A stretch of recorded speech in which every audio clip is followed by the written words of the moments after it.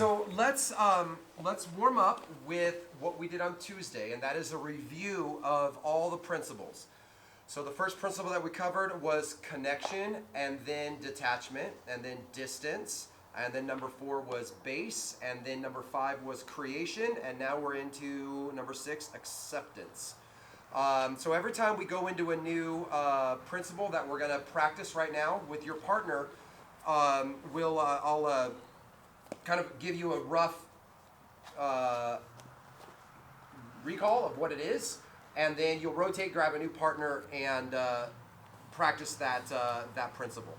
So the first principle is connection. So we're using all of our body, the different parts of our body, to form a connection where we can promote their movement, prevent their movement, or predict their movement. And the more connections that we have on them or to the ground or to us, the more stable we are and the more feedback we're going to get in order to read the situation. So connection is the first principle that we're going to practice live with your partner.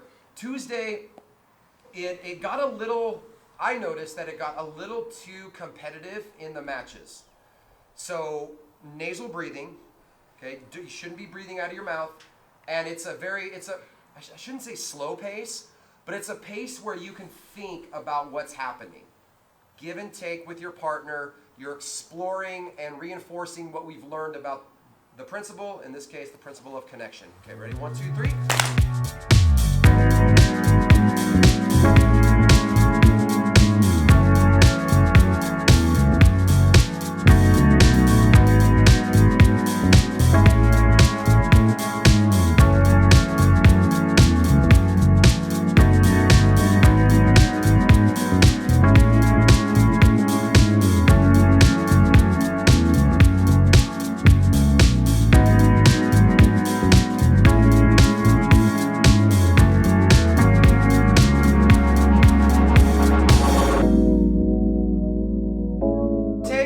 Partner, and we're going to work our second principle. We're going to review that, and that's the principle of detachment, knowing when to let go of a connection.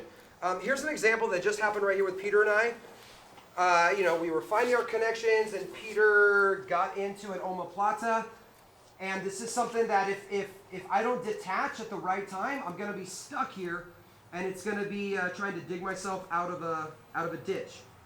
So come back a little bit. Let's go a little bit more. Okay, so in here like this, he was kind of in a triangle. So he's connected here and attacking the triangle, and I'm defending the triangle. And the second that I feel that leg start to come over, he's going into the omoplata. I have an opportunity to detach and pull my arm out. So he's throwing the leg over. We quickly detach, pull ourselves away, and then come back in and reconnect. And that's just one example of many for detaching. So practice detaching. Remember, it's not being so far away that you don't have any connections. You're still finding connections, but you're also practicing the skill, the art of letting go when they no longer serve your purposes. 1, 2, 3.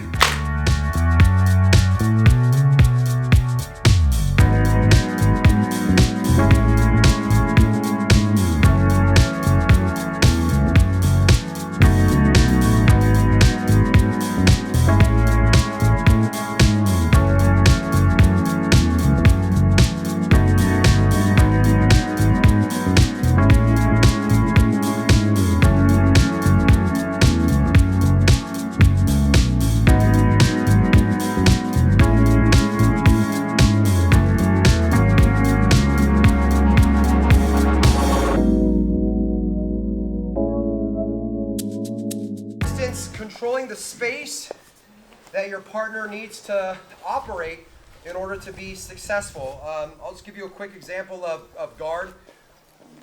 For Peter to attack me with a sweep or submission, he needs a certain amount of distance, among other things. So let's do, since we're going to be working this tonight a little bit, do a scissor sweep on me. And I'm gonna let this happen. So notice the distance that Peter creates for a very nice scissor sweep. Do that again. Peter needs distance, so he creates what he needs, loads me on top of him, hits a nice sweep. if I can control the distance as he moves into the sweep, there's not going to be a sweep there. And that was crowding him. Do it again. Okay, I'm controlling the distance by lengthening him out. Now there comes some exposure to this, but I'm controlling the distance so that he can't get the sweep, and this may open up a passing opportunity because I own the distance. So that's just one example of many of the distance principle. So with your new partner, 1, 2, 3.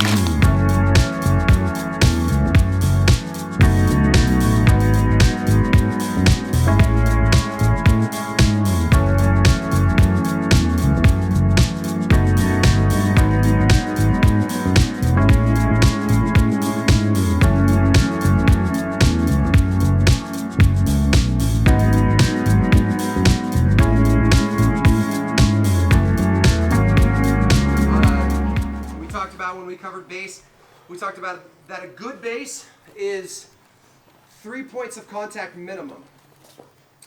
And if you can find more, then that's going to be a better base. So 3 points of contact minimum, the contacts will be on the mat or the contacts will be on him. And we use those base points, those connections, to find stability in our position. 1, 2, 3.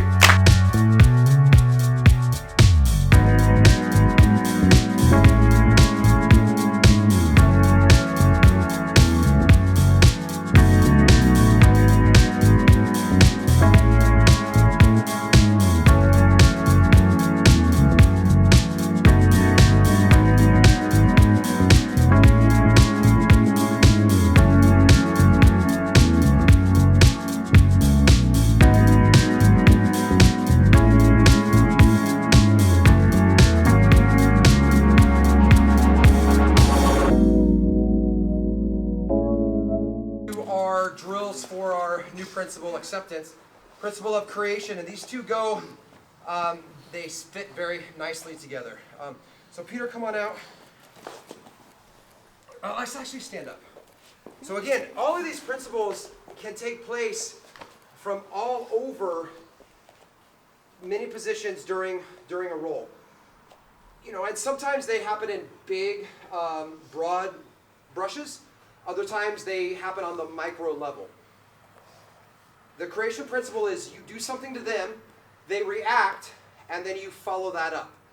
So you're acting, number one, they're acting, number two, and then you're expecting their number two because of hours and hours and hours invested in the mat. And they typically, they typically follow highways of paths travel. So let's do this. Let's say that what I want is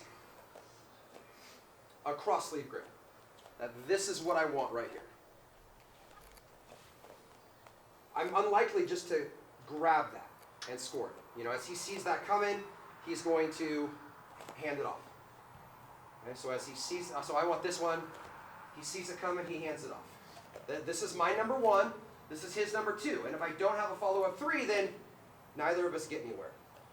So I do my number one, he does his number two, and then I get my number three. That's a super simple example of the creation principle in play. I'm going for it. Let's try that again. I go for it. He goes number two, and then I grab the cuff, which is what I wanted. We took a look at, from close guard, we took a look at the scissor sweep, where I'm acting to Peter with the scissor sweep. If he doesn't respond to this, he's going to get swept over. So one of the things that he can do is, as I start to sweep him over, he catches his base there, and he's trying to come back on top.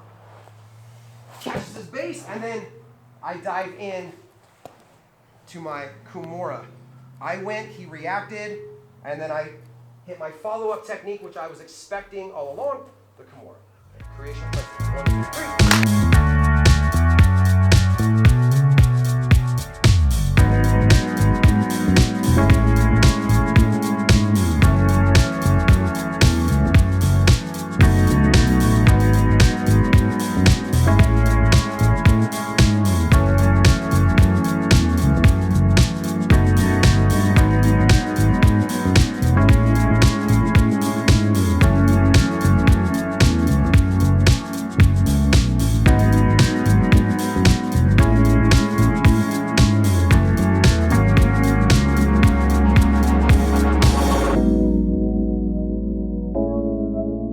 Okay, so in this scenario now, it's inevitable that I'm getting swept.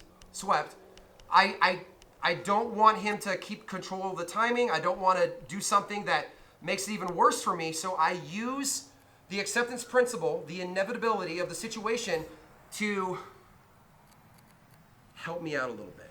And in this case, it's going to be to pass his guard.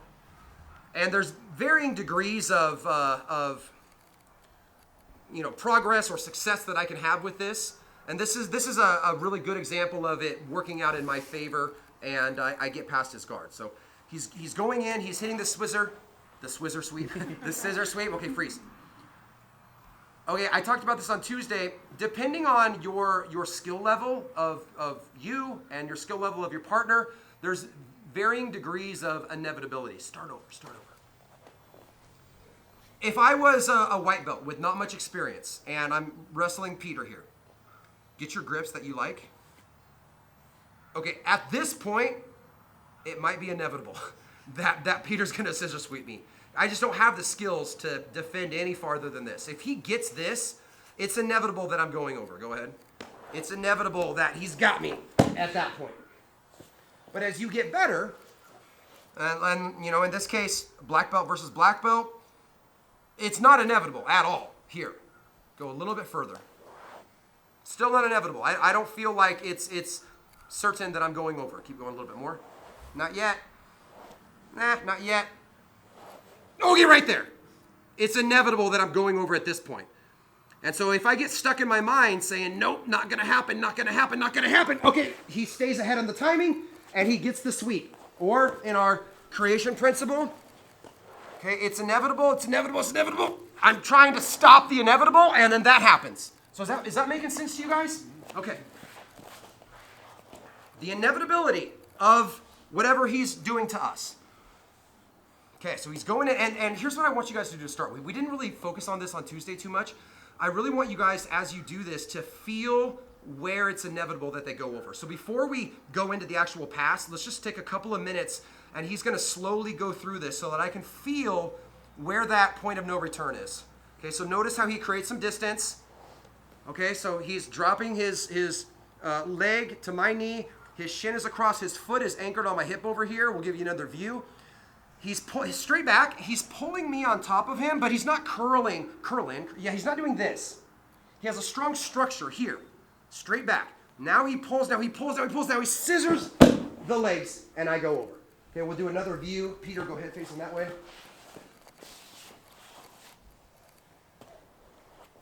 Go ahead and talk us through what you're doing here, bud. Yeah, so I have opposing pressures. My collar grip and behind the tricep here, I'm pulling in. My knee is pushing away. My ankle is active there, pushing away. My calf is now tight to his knee there. As Byron said, I'm extending away as much as I need to, depending on my opponent's size. And I have base here. I have base on my knee, my feet. I'm basing on him. Yeah, this knee can float between. I don't want it to be too low where he just smashes it. So it's got a little upward angle to be active there. And I pull him. Scissors the legs. Okay. So let's practice this before we use the acceptance principle to aid our pass. Get back to the partner, find that point of no return. 1, 2, 3.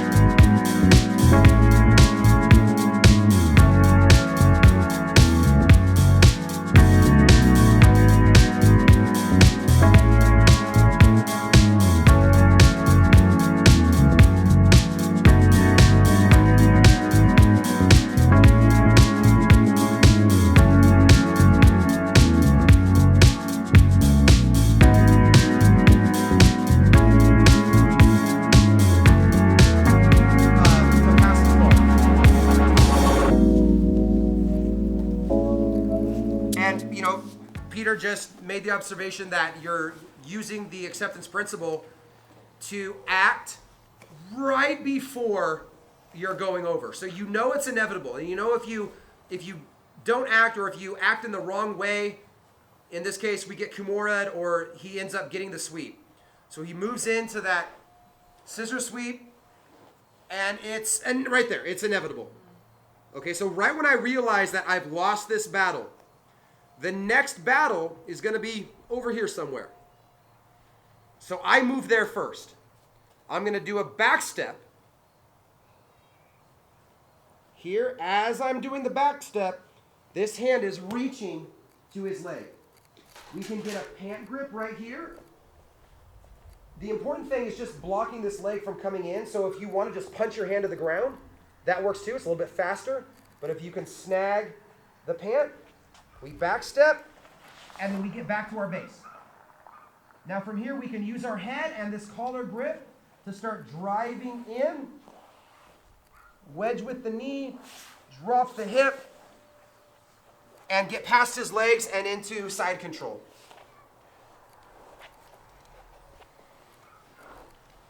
Freeze, it's inevitable. I'm going over, so I act first so I can be at the next battle before him. Back step, grabbing the pant leg. As I get back to my base, he's going to be chasing that guard back. We redirect it to the other side and end up over here instead. So we're prepared for both of those situations. We did this on Tuesday, so this is still review for you.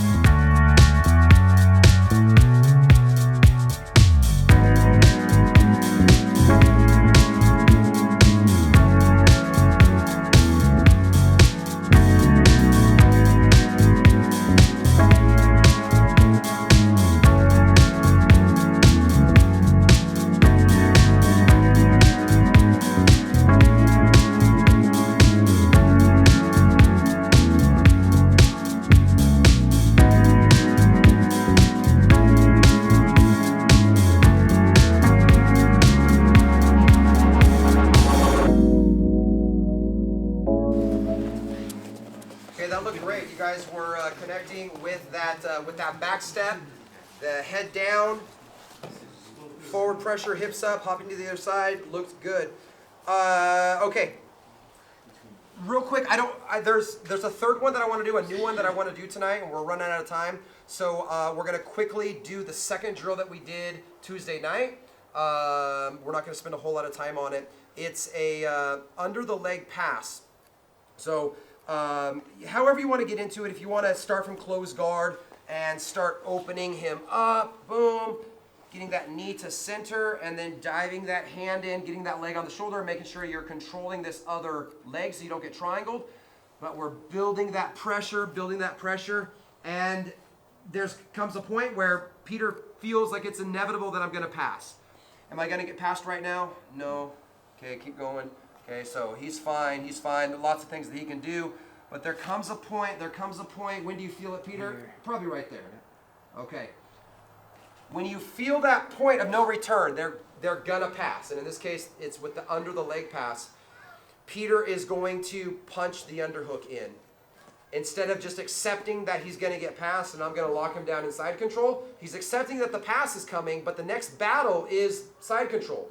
So if he can get there first with an underhook, he's got a really good chance of changing the tide. So I'm coming in. It starts to become inevitable. Look right there. As I pass, he's punching this underhook in like Nathan showed us on Tuesday. Nathan prefers to have that shallow underhook there, either low on the hip or even, Nathan, you like to do it down on the leg, right on the leg there. Dropping that shoulder under me so that I can't flatten him back out. Now he builds his base, starts coming up, and now he's got room to operate in there.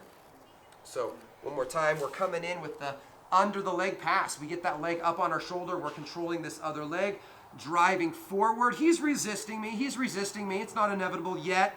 Doesn't need to accept it yet. But once I start turning this corner here, right there, I'm passing, but immediately he's into that underhook and coming up to his knees. A perfect example of accepting your inevitable fate, but getting to that next battle before they're ready to fight you there. Okay, real quick. 1, 2, 3. Practice.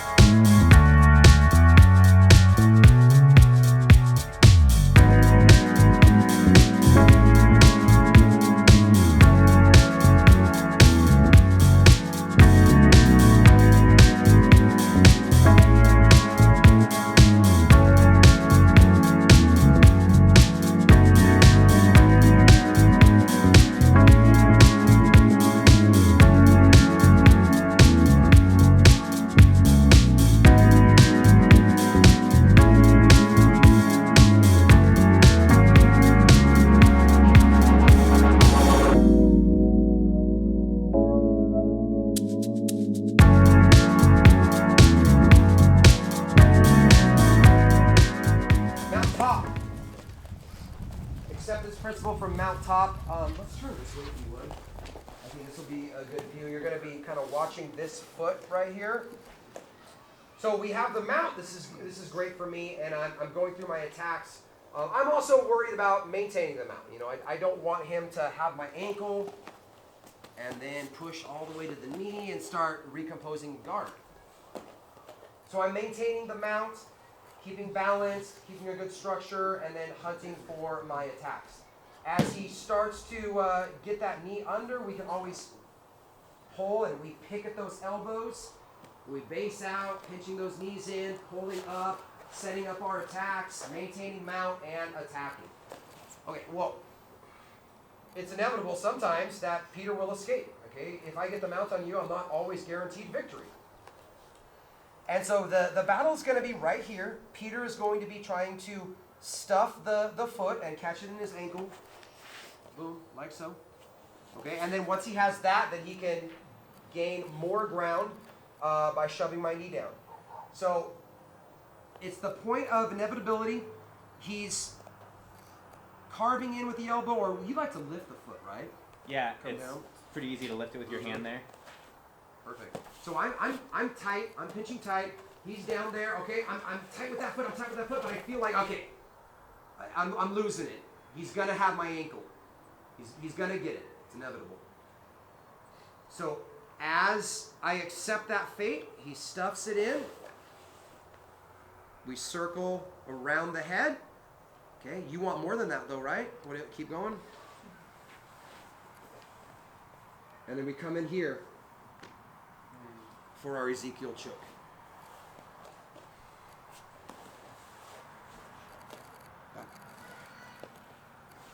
Okay, don't give up too soon. We talked about this on Tuesday. That don't accept the situation until it's absolutely certain. I would rather not him do this to me. So I'm going to be fighting here, fighting. Right there. I'm going to make my move. Right there, I make my move, slip it in. What's happening is I'm coming under. I'm going 4 fingers in my my cuff, and then my fist is going all the way to the other side over here, and then I pull it across for the choke. You can also do this no-gi style, where you grab your forearm and come down here like that. Both work good. So one more time. Okay, I'm sticky with that right there. I feel it coming. And I hit the Ezekiel. All right, so this will be our last one for tonight. Practice it with your partners. 1, 2, 3.